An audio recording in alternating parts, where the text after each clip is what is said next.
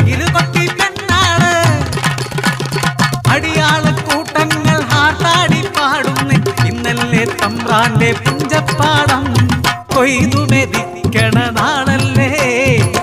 എങ്ങടെ വിത്തും വിതയും കാത്തൊരു ദേവിക്കുന്നല്ലേ പുത്തിരുനാട്.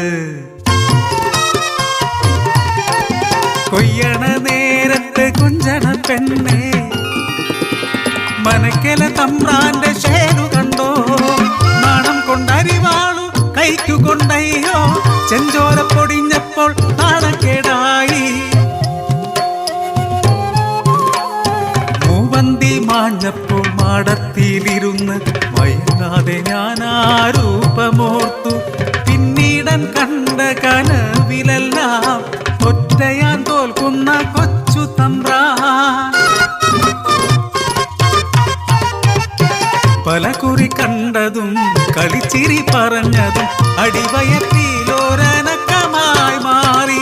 പിടയുന്ന നെഞ്ചോടെ അറിഞ്ഞി അടിയാത്തി പതിവ് പോലെ പെണ്ണിൻ ഗതിയുമതായി. നാളുകൾ നീങ്ങവേ വരിനെല്ലിൻ ചേരുള്ള കരുമാടി എന്റെ കൂട്ടിനായി. കാവിലെ മുത്തിയുടെ പൂരത്തിന് മുത്തമ്മ തന്നൊരു കൂട്ടുപോലെ.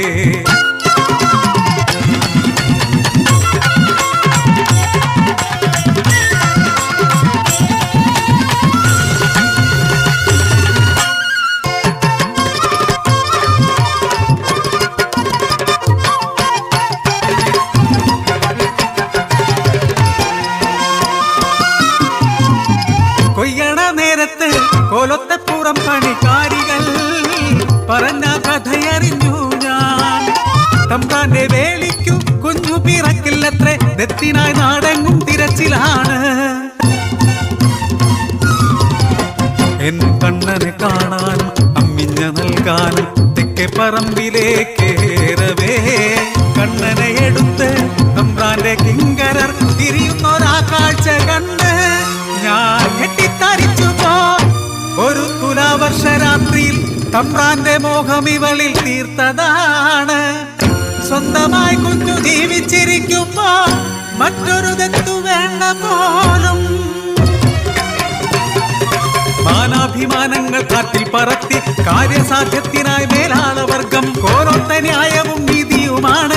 അടിയാളക്കൂട്ടങ്ങൾ ബലിമൃഗങ്ങൾ.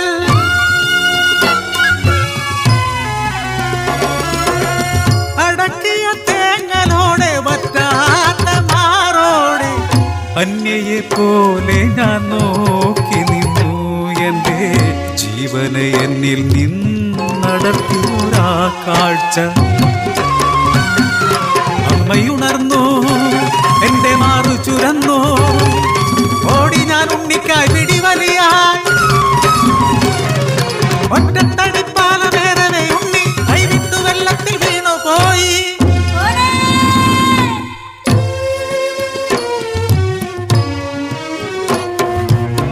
ഒഴുകിയ കാലും ഉണ്ണിയെ നോക്കി വിങ്ങുന്ന നെഞ്ചോടെ ചൊല്ലി.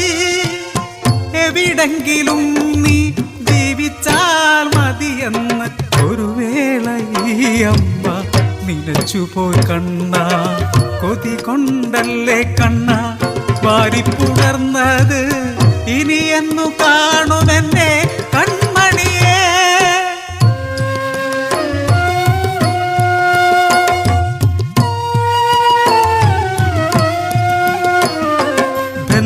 ബന്ധങ്ങൾക്കെല്ലാം വില കെട്ടി നൽകുമ്പോൾ അമ്മ തൻ സ്നേഹത്തിനെന്തു നൽകും? മണ്ണിലൊരിക്കലും മാറാത്ത സത്യമമ്മ.